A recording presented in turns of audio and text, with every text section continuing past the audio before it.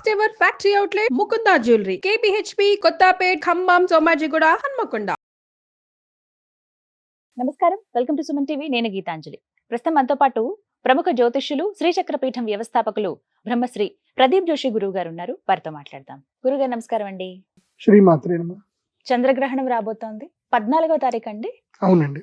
14th. మరి ఈసారి ఆ ప్రభావం ఎలా ఉంటుంది? అసలు చాలా మంది నియమాలు ఎప్పుడు అడుగుతూ ఉంటారు, ఏం చేయాలండి, ఎలా ఉండాలి, ఈసారి ఇంకేమన్నా ప్రాబ్లం? ఎందుకంటే దగ్గరలో షష్టగ్రహ కూటం ఉంది, ఆ ఎఫెక్ట్ ఏమైనా ఉంటుందా, అసలు ఇంట్లో ఎలాంటి నియమాలు పాటించాలి, ఒకవేళ ఆ టైంలో మేము బయట ఉంటే ఎలా ఉండాలని అడుగుతూ ఉంటారు. ఏం చెప్తారు?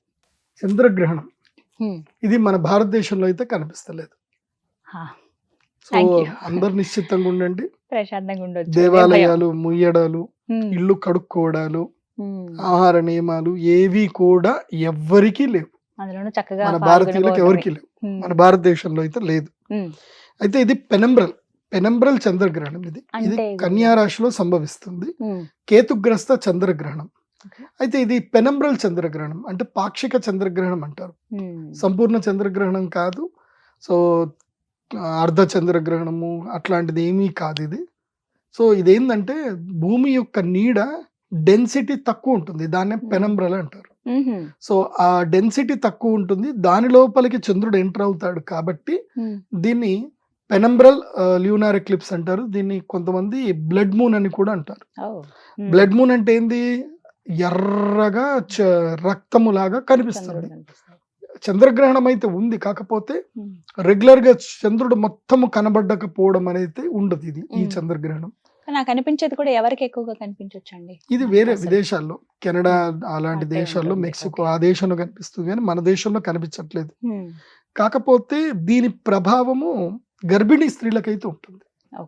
ఎందుకంటే గ్రహణం ఎక్కడ జరిగినా సరే మన భూమి మీద మనం ఉంటాము కాబట్టి గర్భపిండానికి మాత్రం దోషం అయితే ఉంటుంది, గ్రహణ దోషం అయితే గర్భపిండానికి అయితే ఉంటుంది. కనబడినా కనబడకపోయినా భూమి మీద ఎక్కడ జరిగినా ఉంటుంది. ఎందుకోసం అంటే ఇక్కడ కూడా చంద్రుడు కనిపిస్తాడు కదా, ఆ గ్రహణం జరిగే సమయానికి ఇక్కడ కూడా చంద్రుడు కనిపిస్తాడు కాబట్టి, పూర్ణ చంద్రుడు కనిపిస్తాడు కాబట్టి ఇక్కడ గ్రహణం అయితే ఆ ప్రభావం గర్భిణీ స్త్రీలకు. కాబట్టి 14వ తారీఖు రోజున మధ్యాహ్నం పూట, ఎందుకోసం అంటే అక్కడ రాత్రి మనకి ఇక్కడ మధ్యాహ్నం కాబట్టి 13 రాత్రి, 14 మధ్యాహ్నం, 14 రాత్రి, ఈ దాదాపుగా ఈ కాలం పాటు గర్భిణీ స్త్రీలు ఎక్కడికి బయటకు వెళ్ళకండి.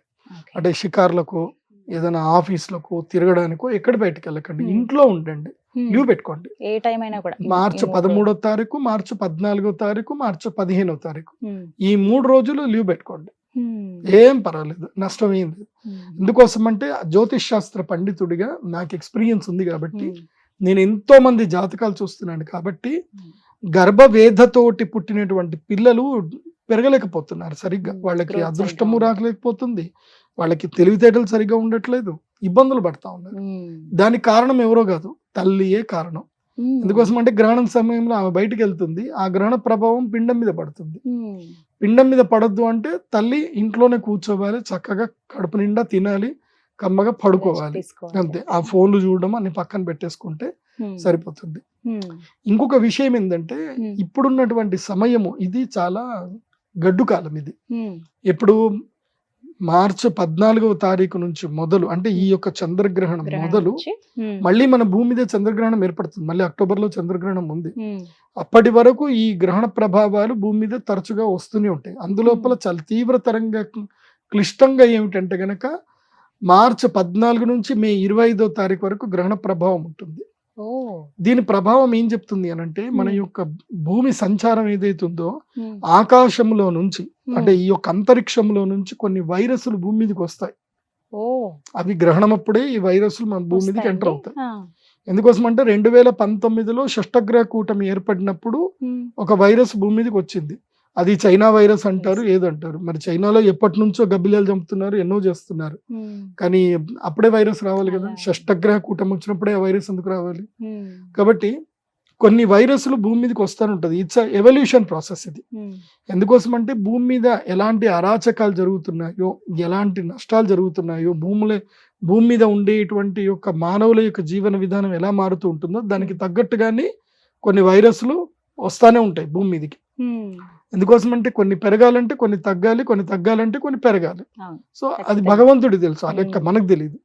కాబట్టి in the process of evolution, ఈ యొక్క జీవన చక్రం యొక్క ప్రాసెస్ లో ఈ భూమి మీదకి కొన్ని విచిత్ర జంతువులు, విచిత్రమైనటువంటి సూక్ష్మ క్రిములు, వైరస్లు, బ్యాక్టీరియాలు ఈ భూమి మీదకి అయితే ఎంటర్ అవుతాయి.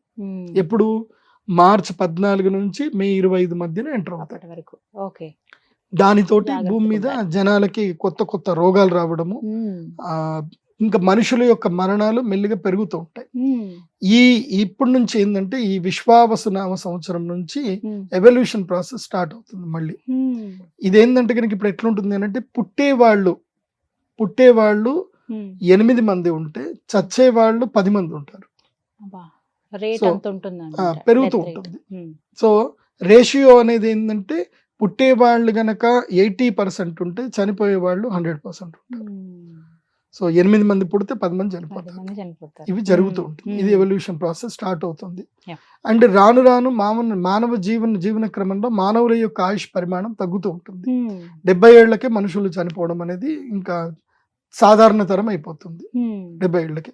నేను అందుకే ఏం చెప్తాను అంటే ఇది కొంచెము మీకు చెప్పడానికి కొంచెము మంచిగా లేకపోయినా, వినడానికి బాగా లేకపోయినా చెప్పాలి కాబట్టి, ఒక ధర్మంగా చెప్పాలి కాబట్టి అందరికి చెప్తున్నాను. ప్రతి ఒక్కళ్ళు కూడా టర్మ్ ఇన్సూరెన్స్ తీసేసుకోండి. మీరు 80 ఏళ్లకో బతుకుతారనుకోనో టర్మ్ ఇన్సూరెన్స్ తీసేసుకోండి. ఓ 2 కోట్లకో ఈ మధ్య కొన్ని ఇన్సూరెన్స్ ప్లాన్లు వచ్చాయి. సంవత్సరానికి 3 లక్షలు 5 లక్షలు కడితే ప్రీమియం కూడా రిటర్న్ అవుతుంది. ఒకవేళ పోతే 2 కోట్లు వస్తాయి. అలాంటి ఏమైనా ఉంటే డబ్బులు వేసి పెట్టుకోండి. మీరు పోతే మీ పిల్లలకి మీ మీద ఆధారపడిన వాళ్ళకి ఉపయోగపడుతుంది. అవన్నీ చేసుకోండి. అవి రిటర్న్ ఆఫ్ ప్రీమియం ఉంటుంది. ఒకవేళ బతుకుతే రిటర్న్ వస్తాయి, ప్రీమియం రిటర్న్ వస్తుంది, ఇబ్బంది ఏం లేదు. సో అట్లాంటి ఏమైనా ఉంటే చేసి పెట్టుకోండి. నేను కూడా చేసి పెట్టాను. ఎందుకోసం అంటే నేను చూశాను, నా జీవితంలో నేను ఎంతో మంది జాతకాలు రోజుకు 5 జాతకాలు చూస్తాను కదా. చూసినప్పుడు అందులోపల 5 3 జాతకాలు నాకు ఎక్కడ దాకా కనిపిస్తున్నాయంటే 2045 కన్నా వాళ్ళ ఆయుష్ కనిపించట్లే. 2042కి అందరి ఆయుష్ అక్కడనే కట్ అయిపోయినట్టు కనిపిస్తా ఉంది నాకు. అంటే దానికి లెక్క ఏంటిదంటే ఇప్పుడు ఈ షష్టగ్రహ కూటమి ఏదైతే వస్తుందో ఇప్పుడు గ్రహశకలాలు గ్రావిటల నుంచి బయటకు వచ్చేస్తాయి. భూమి మీద గ్రహశకలం ఢీకొనబోతుంది 2040లో. 2040 నుంచి 45 మధ్యలో ఒక గ్రహశకలం అయితే భూమిని ఢీకొంటుంది. సో అక్కడ నుంచి మానవుల యొక్క పరిస్థితి వేరే తీరుగా మారుతుంది. సో ఇంకా ఈ పరిస్థితులు ఉండవు. ఇంకా భవిష్యత్తులో ఈ పరిస్థితులు, ఈ వాతావరణం ఉండదు. ఇంకా ఈ వాతావరణాన్ని ఎవరైనా ఎంజాయ్ చేస్తే 2045 వరకే ఎంజాయ్ చేస్తారు. 45 తర్వాత ఈ వాతావరణ పరిస్థితులు అయితే భూమి మీద ఉండవు. దానికి శ్రీకారం ఇక్కడ నుంచే మొదలవుతుంది.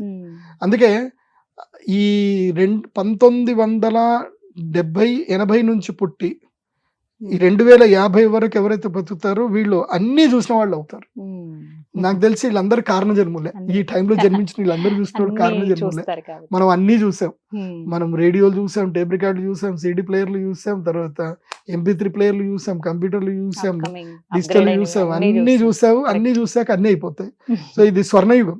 ఈ స్వర్ణయుగం అయిపోతుంది. 2050కి స్వర్ణయుగం అయిపోతుంది. తర్వాత ఇంకా మొత్తం కూడా రోబోయుగం స్టార్ట్ అవుతుంది. అప్పుడు మనుషుల యొక్క ఆలోచనలు, మనుషులు చేయడాలు ఉండవు. ఇంకా రోబోయుగం స్టార్ట్ అవుతుంది. సో ఏదున్నా 2040 వరకే ఈ ప్రకృతిని మనం ఎంజాయ్ చేయగలుగుతాం. సో ఈ గ్రహణం నుంచి పరిస్థితులన్నీ మారతాయని అంటారు. మారుతాయి. సాధారణంగా ఇంట్లో ఆ రోజున ఏమన్నా పాటించాలా అండి? ఇంట్లో ఏం చేయకండి. అందరూ సాధారణంగా భోజనాలు చేయండి, సాధారణంగా తినండి. పాల పదార్థాలు మాత్రం పక్కన పెట్టండి. అందరికీ చెప్పేది 14వ తారీఖు రోజున పాల పదార్థాలు పక్కన పెట్టండి. మరి ఏదో నిన్న వండినవి ఇవాళ వండినవి తినకుండా ఉండండి. ఫ్రెష్ గా వండుకొని భోజనాలు చేయండి, ఏం పర్వాలేదు. అయితే ఈ ఒక్కరోజు ఒక బెనిఫిట్ మాత్రం ఒకళ్ళకి లాభదాయకంగా ఉంటుంది. ఇది మార్చి 14. ఒక సమస్యతో ఇబ్బంది పడే వాళ్ళకి మాత్రం ఈ మార్చి 14 అదృష్టదాయకం. ఏమిటండి? ఇది ఎవరికి అంటే మానసిక రోగులకి.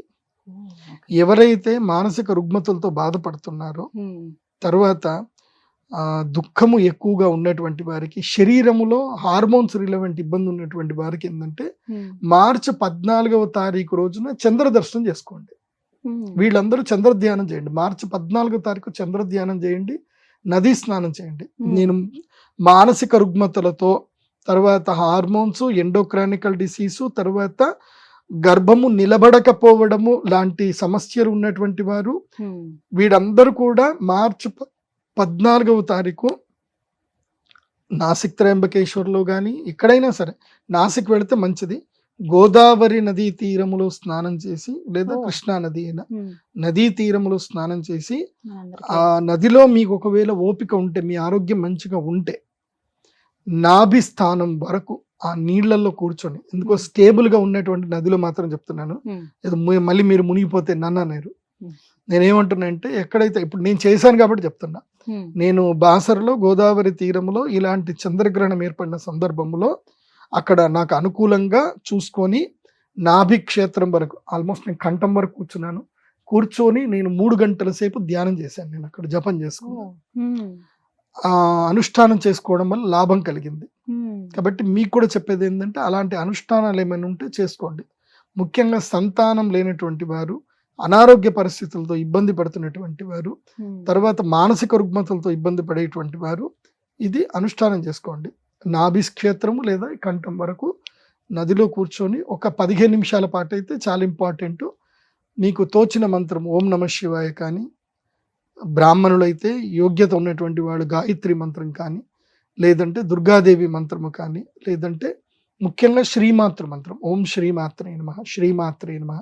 సంతానం కావాలనుకునేటువంటి వారు శ్రీమాత్రే నమః అనేటువంటి మంత్రమును పూర్ణ చంద్రబింబం చూస్తూ పౌర్ణమి వెన్నెల్లో ఈ అనుష్ఠానం చేసుకుంటే బాగుంటుంది. అయితే నేను ఒక అవకాశం అయితే ఒకటి ఇస్తాను. పౌర్ణమి రోజు మాత్రమే, ఈ చంద్రగ్రహణం ఏర్పడినప్పుడు మాత్రమే ఒక ప్రసాదం ఇస్తా, మిగతా రోజులు అది తీయను. చంద్రామృత శివలింగం అని ఒకటి ఉంటుంది. చంద్ర అమృత శివలింగం, ఇది కేవలము చంద్రగ్రహణం ఏర్పడినప్పుడు మాత్రమే ఇది ప్రసాదంగా ఇస్తా, మిగతా రోజులు ఇవ్వను. మీరు ఎన్ని రోజులు వచ్చిన దగ్గర గట్టి కూర్చొని అడిగినా ఇవ్వను. ఆ ఒక్కరోజు మాత్రమే చంద్రామృత శివలింగము పూజ చేసి ఇస్తాను. ఆ ఒక్కరోజు మాత్రమే, చంద్రగ్రహణం రోజు మాత్రమే. మీకు చంద్రామృత శివలింగం కావాలి అనుకుంటే మా వెబ్సైట్ లో చంద్రామృత శివలింగం బుక్ చేసుకోండి. గ్రహణం రోజు మా అమ్మవారి దేవస్థానంకి రండి, ప్రసాదంగా తీసుకోండి.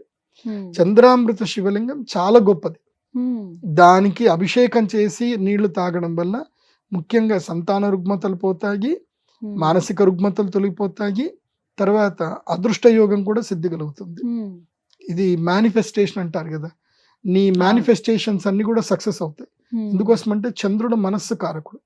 ఆ చంద్రామృత శివలింగము అత్యంత అద్భుతమైన ఖనిజ శిల. అది దాని యొక్క ప్రభావం ఏంటంటే, దాని వెనుక మనం ఇలా పట్టుకొని ఎండలో చూస్తే దాంట్లో మనకి ఇంద్రధనుస్సు కనిపిస్తుంది. అది ఒక ప్రత్యేకమైన శిల. అది కేవలము గ్రహణం అప్పుడు మాత్రమే ప్రసాదంగా స్వీకరించాలి. గ్రహణ సమయంలో దాన్ని పూజించి ప్రాణప్రతిష్ఠ చేసి తీసుకోవాలి. వేరే టైంలో చేస్తే అది రెగ్యులర్ గా పూజ చేసుకోవచ్చు. కాకపోతే అది వేరే వాళ్ళకి చూపించకూడదు, వేరే వాళ్ళని తాకించకూడదు. అది ఎవరు తీసుకున్నారో వాళ్ళు మాత్రమే దాన్ని తీసుకోవాలి, వాళ్ళ వంశస్థులు మాత్రమే ముట్టాలి, వేరే వాళ్ళకి ముట్టనివ్వద్దు. అది చాలా పద్ధతి ఉంటుంది దానికి. చంద్రామృత శివలింగం ఇవన్నీ మీరు వివరిస్తారండి ఇచ్చేటప్పుడు చెప్తారు. అంతే, ఇప్పుడు చెప్పినా అంతే ఉంటుంది. వేరే వాళ్ళకి ఇవ్వకూడదు, వాళ్ళే పూజ చేసుకోవాలి. ప్రతి పౌర్ణమి పాలతో అభిషేకం చేసి స్వీకరించాలి. పాలతో అభిషేకం చేసి పాలల్లో పెట్టి ఒక అరగంట సేపు పాలల్లోనే ఉంచి లలితా సహస్రనామం చదివి మళ్ళీ దాన్ని తుడిచి గంధం కుంకుమ పెట్టి ఎర్రటి వస్త్రంలో చుట్టి మళ్ళీ ఒక బాక్స్ లో పెట్టేసుకోవాలి. ఆ పాలని తాగాలి. దీనివల్ల అదొక ఎనర్జీ ఉంటుంది అండి, చాలా ఎనర్జీ ఉంటుంది. అది అందరికి ఇవ్వను నేను. చంద్రామృత శివలింగం కేవలం చంద్రగ్రహణం రోజున మాత్రమే, పౌర్ణమి రోజు మాత్రమే ఇస్తాను. అది వేరే టైంలో ఇవ్వను. అది కొంతమందికి మాత్రమే, అందరికి ఇవ్వము. అది సో చంద్రామృత శివలింగాన్ని చంద్రగ్రహణం రోజు ప్రసాదంగా స్వీకరించాలి. ఈ సంవత్సరం 2 చంద్రగ్రహణాలు, ఒకటి మనకు కనబడింది, ఒకటి కనబడేది ఒకటి ఉంది చంద్రగ్రహణం. అది మళ్ళీ నేను డేట్ చెప్తాను, అప్పుడు సో ఇప్పుడు మన దగ్గర అసలు మన దేశానికి కనిపించదు కాబట్టి భయపడాల్సిన అవసరం లేదు. నియమాలు కూడా ఏం పాటించక్కర్లేదు. భయపడ్డం అంటే ఏంటంటే అనారోగ్యాలు స్టార్ట్ అవుతాయి, రోగభీతి అయితే ఉంది. అంటే ఇల్లు కడుక్కోవటం అక్కర్లేదంటారు, ఆహార నియమాలు ఏమీ అవసరం లేదు. ఇదొకటి కొంచెం సంతోషం. గర్భిణీ స్త్రీలు బయటకు వెళ్ళొద్దు, వారు మాత్రం ఆ రోజు షాపింగ్ కి ఎక్కడికి వెళ్ళకండి. ఆ రోజు హోలీ గురువు గారు చాలా మంది బయటకు వచ్చి ఆడతారేమో. మరి హోలీ ఆడండి, అందరూ ఆడుకోండి, హోలీ ఆడుకోండి. గర్భిణీ స్త్రీలకు మాత్రం ఈసారి హోలీ క్యాన్సల్, ఒక్కటి గుర్తుపెట్టు. అంతే. చాలా చక్కగా వివరించారు గురుగారు. నమస్కారం అండి. శ్రీమాత